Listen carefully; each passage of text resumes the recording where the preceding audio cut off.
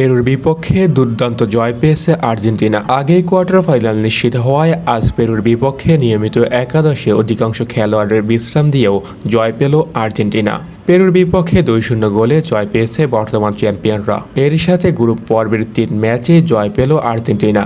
আজকের জয় group champion হিসেবে quarter final নিশ্চিত করল লিওনেল মেসির দল।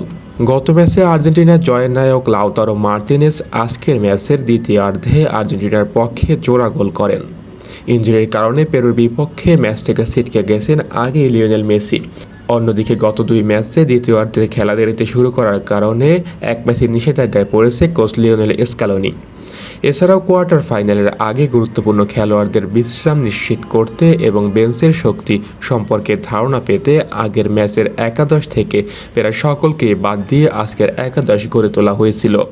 চিলির বিপক্ষে খেলা দলের নিকোলাস টেলিয়াকফিফো এবং গোলরক্ষক এমি মার্টিনেজ এই ম্যাচের একাদশে ছিলেন।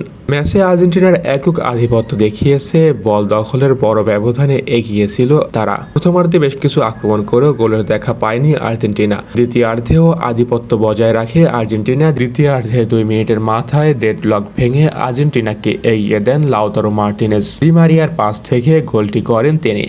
দারুণ ফর্মে থাকা ইন্টার মিলানের স্ট্রাইকার চিলির বিপক্ষে শেষ মুহূর্তে গোল করে আর্জেন্টিনাকে জিতিয়েছিলেন।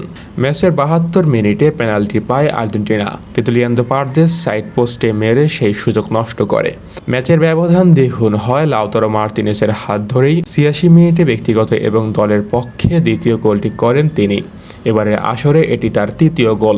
এই জয়ে পূর্ণ 9 পয়েন্ট নিয়ে গ্রুপ চ্যাম্পিয়ন হিসেবে কোয়ার্টার ফাইনালে জায়গা নিশ্চিত করল মেসির আর্জেন্টিনা।